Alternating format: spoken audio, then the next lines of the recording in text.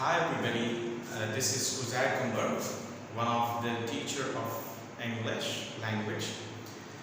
As my first lecture was about the importance of English language or the scope of language.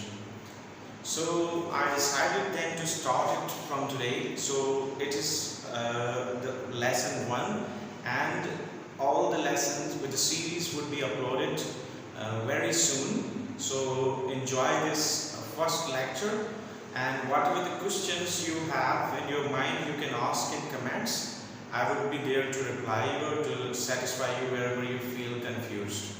I'm actually confused and hesitated for that in which language I should start teaching. Like you would feel easier in Urdu or English to English. You need to write in comments below so that I know whether to start in English to English or Urdu.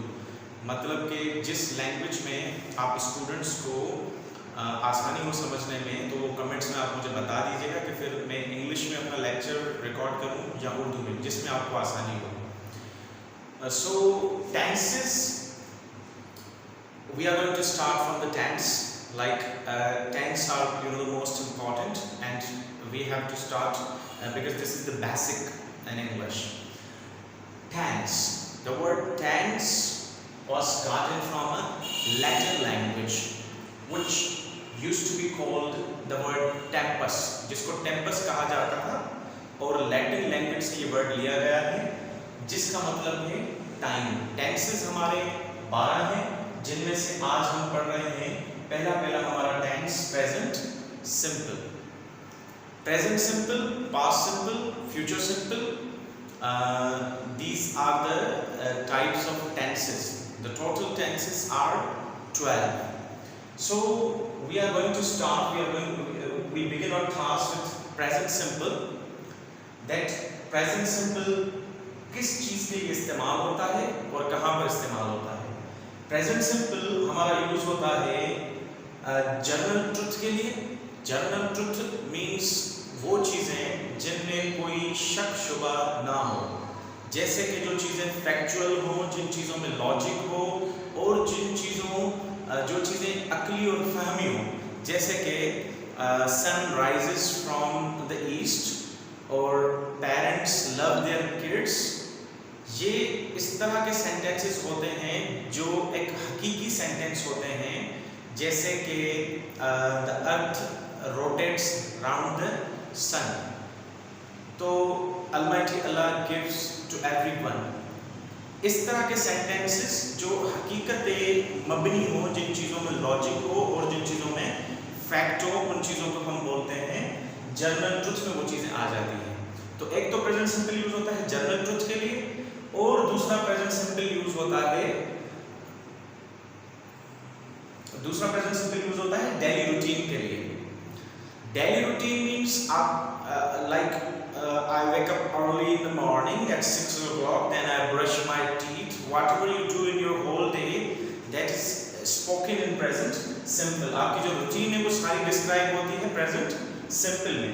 तीसरा, how often you do the things, means the things that you are doing frequently, means ऐसी चीज़ें जिनके अंदर always आता है, never आता है, या often आता है, या hardly आता है. मतलब वो चीज़ें जो आप या तो रोज़ करते हैं या तो कुछ टाइम गैप देकर फिर चीज़ें करते हैं, जैसे कि I always wake up at 7 o'clock या 6 o'clock, or I wake up early in the morning, I brush my teeth, I always brush my teeth, I never speak lie. अब means ये जो थर्ड काइंड है उसमें आप बताते हैं कि जो एक आपका एक्शन है वो आप कब कर रहे हो, या कभी हो रहा है कभी नहीं हो रहा. I often watch movies in the cinema, or I often sleep late in the night. तो ये जो थर्ड काइंड है उसमें आप बताते हैं कि आप एक एक्शन कितने अरसे बाद कर रहे हो, या तो रोज कर रहे हैं या तो कुछ गैप देकर फिर कर रहे हैं. So ग्रामर में इस तरह से होता है कि it is somehow like mathematics. जैसे कि प्रेजेंट सिंपल है तो उसका अलग से फार्मूला होगा, जैसे कि पास्ट सिंपल है तो उसका भी फार्मूला होगा, फ्यूचर सिंपल है तो उसका भी फार्मूला होगा. तो इसी तरह से this is the formula written on the board. Basically मेरी राइटिंग इतनी अच्छी नहीं है, ये भी मैंने जो है ना वो बहुत बना कर लिखी है, तो मैं कोशिश करूंगा कि हम अपने सिस्टम को वक्तन बवक्तन इम्प्रूव करें, या जो डिजिटलाइजेशंस एप्लीकेशंस आ गई हैं उनके थ्रू हम कुछ इसको बेहतर बनाएं। तो present simple subject means a doer of action, जो काम करने वाला होता है। जैसे कि ये सब सब्जेक्ट्स लिखे हुए हैं, आई, यू, वी, दे, ये सब्जेक्ट्स हमारे यूज होंगे डू के साथ, और डस के साथ हमारे सब्जेक्ट्स यूज होंगे he, she, it and name. Name means कोई भी आ सकता है, अली, मोहम्मद और Johnson, Mitchell, whatever the name आप जो भी चूज करें।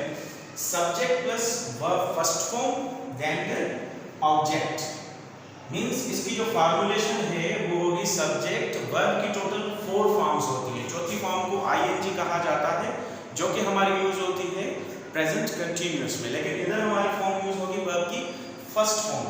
फिर देन ऑब्जेक्ट आता है आपका, ऑब्जेक्ट वो जिस पे काम हो रहा है, जैसे कि आई राइट अ लेटर मीन्स मैं खत लिखता हूँ।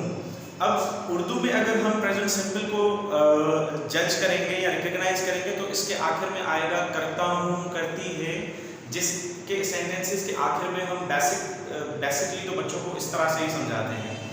तो या सिंधी में अगर हम बात करेंगे तो आएगा कया थो, वना थो, लिखा थो, जिसके आखिर में थो, था, थी, थे आएगा, तो that is considered present simple. अच्छा, सेंटेंसेस की जैसे कि बहुत सारी काइंड्स हैं, उनमें से मैंने जस्ट यहाँ पे मेंशन की है 3 काइंड्स, क्योंकि हम एडवांस लेवल तक भी पढ़ाएंगे, तो मेरा जो नेक्स्ट लेक्चर होगा वो सेंटेंस की काइंड्स पर भी होगा।